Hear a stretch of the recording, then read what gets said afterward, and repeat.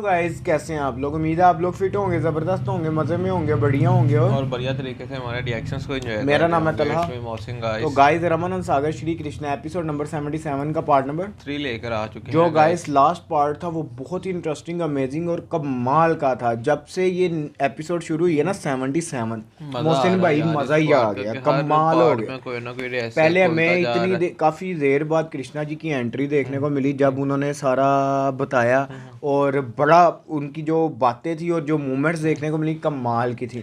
उसके बाद जब वहाँ मंत्री विदुर ने विष्णु जी को बताया, एक वो मूवमेंट बहुत एक्साइटेड थी, मज़ा आया उसको देख। तो गाइस अब देखना ये है कि आगे होने क्या वाला है। चलते हैं वीडियो की तरफ और देते हैं रिएक्शन। उस दिन तुमने बताया था कि पांचों पांडव जीवित हैं। हाँ, परंतु तुमने अब तक ये नहीं बताया कि वो हैं कहाँ। वो हैं कहाँ? वो जहाँ पर भी हैं सुरक्षित हैं। हाय हाय हाय हाय, सिंपल। परंतु वो किस अवस्था में है कन्हैया? अवस्था देखो ना दाऊ भैया, भाग्य की कैसी विडंबना है कि एक दिन जिन्हें इस पृथ्वी का चक्रवर्ती सम्राट बनना है, वे आज भिखारियों की भांति गांव-गांव भिक्षा मांग रहे हैं। चक्रवर्ती भिक्षा मांग रहे हैं? हाँ दाऊ भैया। परंतु वे हैं कहाँ कन्हैया? वे इस समय हस्तिनापुर की सीमा पार करके पांचाल की धरती पर पहुंच गए हैं, पांचाल, जहां दुर्योधन के हाथ उन तक नहीं पहुंच सकते।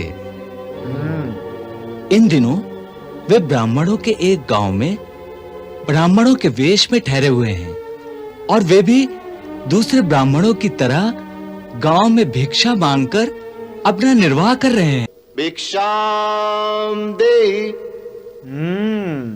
चक्रवर्ती सम्राट हैं। चक्रवर्ती सम्राट भिक्षाम देहि।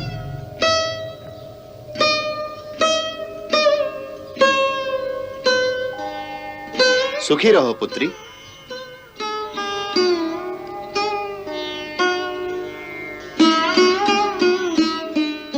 भिक्षाम देहि। अर्जुन भिक्षाम देहि।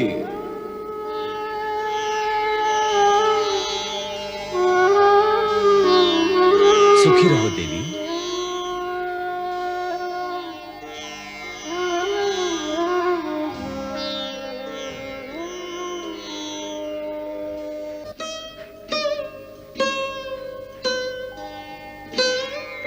बड़े भैया आज हमें खीर मिली है, बहुत आनंद आएगा। खीर मुझे खाने को नहीं मिलेगी। क्यों? क्योंकि भीम भैया छोड़ेंगे तब ना। खीर उन्हें अति प्रिय है। देखो वो क्या है और क्या, फिर भी चिंता खुशी न ढूंढ करो। ली उन्होंने। मैं तुम दोनों के लिए भीम से थोड़ी सी खीर ले लूंगा। ठीक है, चलें? हाँ बड़े भैया। चलो। हाय हाय हाय।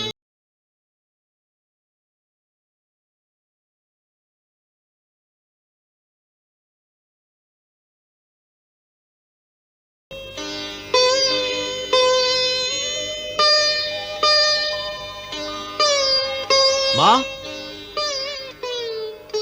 हम भिक्षा ले आए हैं। पांचों बांट कर खा लो। पर बांटना तो आपको ही पड़ेगा ना। अच्छी बात है, तुम लोग स्नान कर लो, मैं आती हूँ। अच्छा माताश्री। पांचों बांट कर खा लो।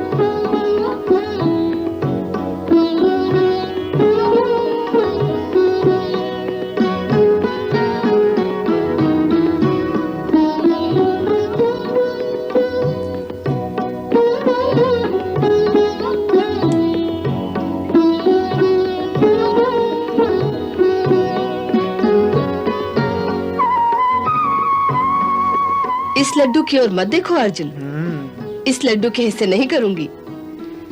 नकुल सहदेव को लड्डू बहुत भाते हैं, ये लड्डू उनको ही दूंगी। और भीम भैया को पूरा लड्डू? हाँ, सारे भोजन में से आधा हिस्सा उसका ही होता है। हाँ, मेरी वस्तु पे नजर न लगाना, वरना तुम्हारा हिस्सा भी खा जाऊंगा। अर्जुन भैया, आप मेरे हिस्से का लड्डू ले लो। रहने दो बचुआ, हम छोटे भाइयों का हिस्सा नहीं लेते बड़े और बड़े भैया से कुछ मिलने वाला नहीं। बस यही कष्ट है मंझले होने का। छोटे से अन्याय नहीं कर सकते और बड़े का अत्याचार सहना पड़ता है।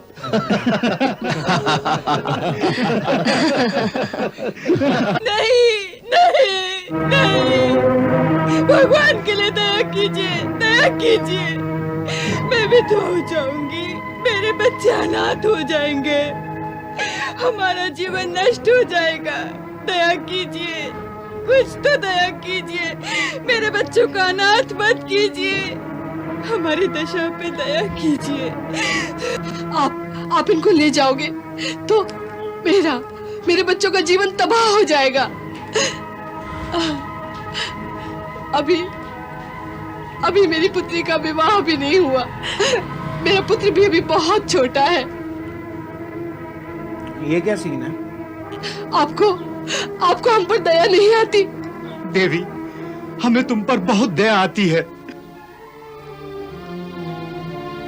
लेकिन हम क्या कर सकते हैं? हम विवश हैं।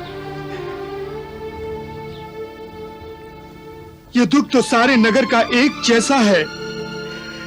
जिस दिन जिसकी बारी आती है, उस दिन उसके घर में ऐसा ही कोहराम मच जाता है। परंतु बारी तो सबकी एक दिन आनी ही है। किस चीज की बारी? परंतु क्या ऐसा नहीं हो सकता कि मेरी बारी 1 वर्ष के लिए टाल दी जाए,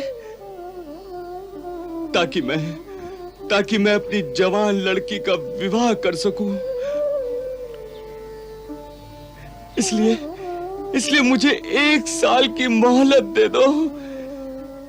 ये मेरी पुत्री की रक्षा का प्रश्न है।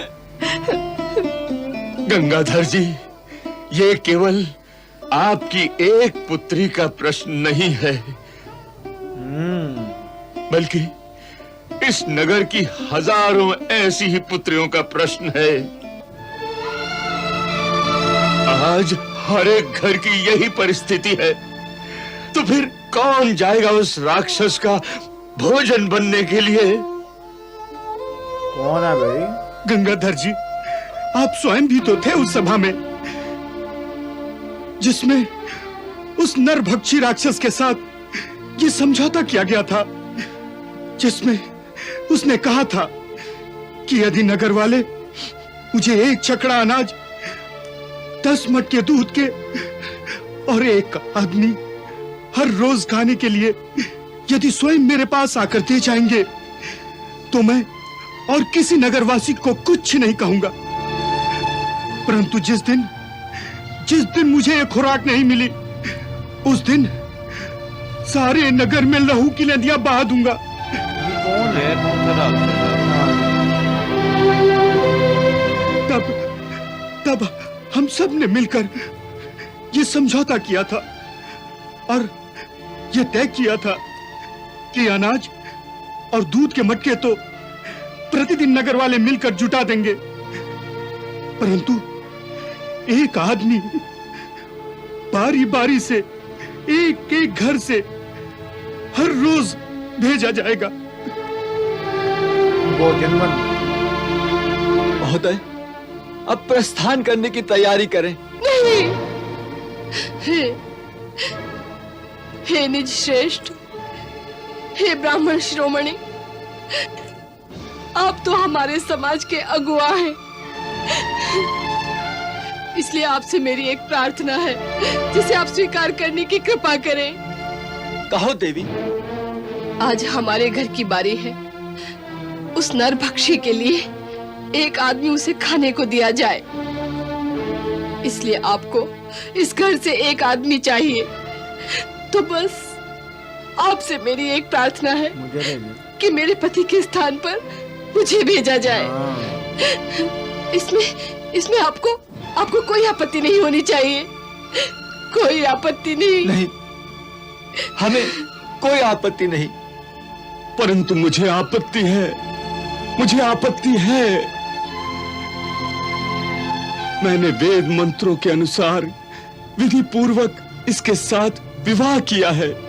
इसके माता पिता ने मुझे अपनी कन्या का दान करते समय मुझसे ये वचन लिया था कि मैं इसे अपने गृहस्थ जीवन की सहधर्मणी और अपने घर की अधिकारिणी बनाऊंगा। मैं अपना सब कुछ इसे दे दूंगा और सर्वदा मैं इसकी रक्षा करूंगा। अतः मैं आज अपने जीवन की रक्षा के लिए अपनी कुलीन, अपनी सुशील, अपनी सती सावित्री के जीवन की बलि नहीं दे सकता, नहीं दे सकता। ये धर्म विरुद्ध है। लेकिन पता तो चले वो है कौन है।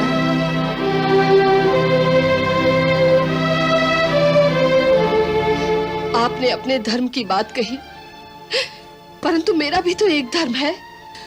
शास्त्र के अनुसार नारी का सबसे बढ़कर यही एक सनातन कर्तव्य है कि आवश्यकता पड़ने पर वो अपने पति के लिए अपने प्राण भी न्यौछावर कर दे। तो गाइस यहाँ खत्म हुआ ये पार्ट तो काफी शॉकिंग हो गया। खड़ी हो गई एक समस्या मैं शॉक्ड हो गया हूँ कि इतना अत्याचार और वो भी कितने वर्षों से हो रहा है। और ये है कौन भाई राक्षस? कौन जिसने सा? ऐसी जिसे डील दो की दे हुई है? बनना चाहिए भोजन के लिए, दूध चाहिए और अनाज कितना चाहिए। अनाज चाहिए। और ये रोज के रोज होता है ना, साल बाद। और उसने कहा कि जिस रोज मुझे ये ना मिला उस रोज मैं तबाही खून की मचा नदियां दूं। बहा दूंगा। मैं तो शॉक्ड हो गया हूँ मोहसिन भाई के मैं देखना चाहता हूँ भाई ये कौन है, क्योंकि मैंने तो इसके बारे में नहीं सुना हुआ ना मैंने कहीं देखा हुआ है। तो अब एक बात की मुझे तसल्ली जरूर हुई है कि पांडव वहाँ पांडव मौजूद है और पांडव जी इस चीज का हल करेंगे। और कृष्णा जी ने इनको यहाँ कल्याण करने के लिए भेजा हुआ है। तो गाइज इसी तरह आप देखना ये है कि पांडव देखो, मैं यार शुरू में देख के ना हिल गया था कि आप कि देखें कि चक्रवर्ती सम्राट और भिक्षा मांग रहे हैं और हमें। उसके बाद भाई राजकुमार और वो भिक्षा मांग तो रहे हैं, वो ठीक है, वो और मांगते खुश हुए कैसे? खुश खुश है, हैं। अपनी मेरा खुशी वहां दिल ढूंढी हिला है। यार कि उन्होंने अपनी खुशी वहां ढूंढ ली।